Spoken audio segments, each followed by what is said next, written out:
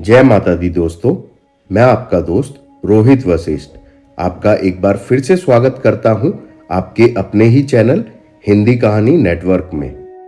शारदीय नवरात्रि के 9वें यानी आखिरी दिन माता सिद्धिदात्री की विधि पूर्वक पूजा उपासना की जाती है। तो आज सुनेंगे नवरात्रि के 9वें दिन मां सिद्धिदात्री की कथा। कहते हैं कि मां सिद्धिदात्री ने पृथ्वी पर असुरों के अत्याचार से मुक्ति दिलाने के लिए अवतार लिया था। मां की पूजा करने एवं कथा सुनने से ही इंसान के सभी कष्ट दूर हो जाते हैं और सभी मनोकामनाएं बहुत जल्द पूरी हो जाती हैं। मां की कृपा से ही भगवान शिव का आधा शरीर देवी का बन गया था, जिसके कारण ही भगवान शिव का नाम अर्धनारेश्वर भी पड़ गया था। दोस्तों, वीडियो स्टार्ट करने से पहले आपसे रिक्वेस्ट करना चाहता हूं कि ऐसी और भी अच्छी वीडियोस और हिंदी कहानियां सुनने के लिए हमारे चैनल को अभी सब्सक्राइब करना ना भूलें। तो चलिए आगे की कथा शुरू करते हैं। शारदीय नवरात्रि के अंतिम दिन या 9वें दिन को हिंदुओं द्वारा प्रतिवर्ष रामनवमी के रूप में मनाया जाता है। इस दिन मां दुर्गा और भगवान राम के भक्त उनकी पूजा करते हैं, उपवास रखते हैं, मंदिरों में जाते हैं, विशेष भोग तैयार करते हैं, हवन का आयोजन करते हैं और भी बहुत कुछ करते हैं। रामनवमी मां दुर्गा और उनके 9 अवतारों को समर्पित शारदीय नवरात्रि के 9 दिवसीय त्योहार का समापन का प्रतीक है। नवमी के दिन हिंदू भगवान राम के अलावा देवी सिद्धिदात्री की भी पूजा करते हैं।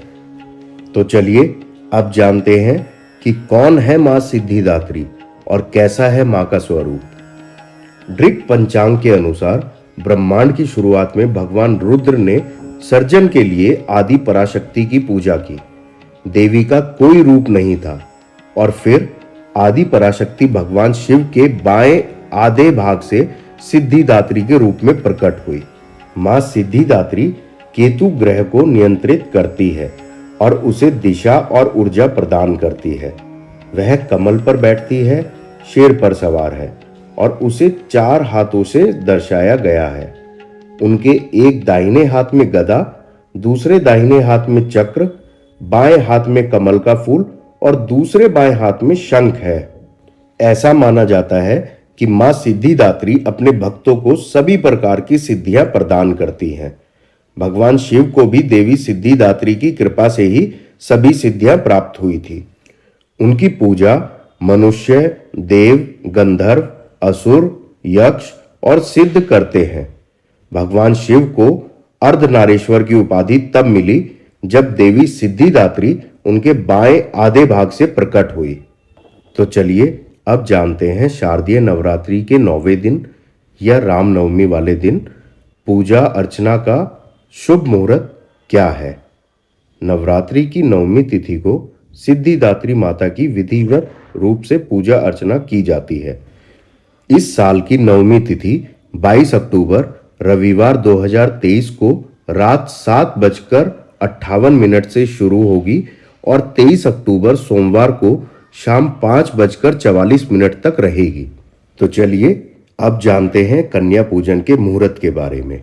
9वीं के दिन भी कुछ लोग कन्या पूजन करते हैं।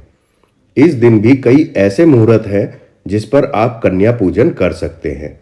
जैसे पहला मुहूर्त सुबह 6:27 से शुरू होकर 7:51 तक रहेगा। दूसरा मुहूर्त 9:16 से शुरू होकर 10:41 तक रहेगा और तीसरा शुभ मुहूर्त दोपहर 1:30 से शुरू होकर 2:55 तक रहेगा। यहां तक कि 2:55 से लेकर दोपहर 4:19 तक का भी एक शुभ मुहूर्त है। तो अब हम जानेंगे शारदीय नवरात्रि के 9वें दिन का महत्व। मां सिद्धिदात्री मां दुर्गा का 9वां स्वरूप है और उनके नाम का अर्थ है वह जो हमें शक्ति देती है।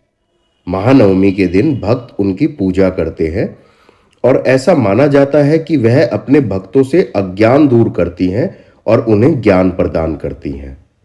तो अब हम आखिरी में जानेंगे शारदीय नवरात्रि के 9वें दिन की पूजा विधि और भोग क्या लगाएं। शारदीय नवरात्रि 9वीं पर मां दुर्गा के भक्तों को अपने दिन की शुरुआत सभी अशुद्धियों से छुटकारा पाने और नए कपड़े पहनने के लिए महास्नान से करनी चाहिए। कुछ लोग इस दिन छोटी लड़कियों को अपने घर बुलाकर कंजक या कन्या पूजन करते हैं। इन लड़कियों को मां दुर्गा का दिव्य स्वरूप माना जाता है और भक्त उनके पैर धोकर, उनकी कलाई पर पवित्र धागा बांधकर और उन्हें हलवा पूरी और काले चने का नवमी प्रसाद देकर उनकी पूजा करते हैं। मां सिद्धिदात्री और देवी दुर्गा को तिल और रात में खिलने वाली चमेली का विशेष भोग लगाया जाता है। तो आज की हमारी यह कथा यहीं समाप्त होती है, जो कि मां के अंतिम स्वरूप मां सिद्धिदात्री की थी। यदि आप चाहते हैं हमारे साथ और भी धार्मिक कथाएं और नई नई हिंदी कहानियां सुनना, तो चैनल को अभी सब्सक्राइब करें। और यह कथा आपको पसंद आई है तो कृपया करके इस कथा को लाइक और शेयर करके हमें अपना आशीर्वाद और प्यार दें। जय हिंद, जय भारत, जय माता दी दोस्तों।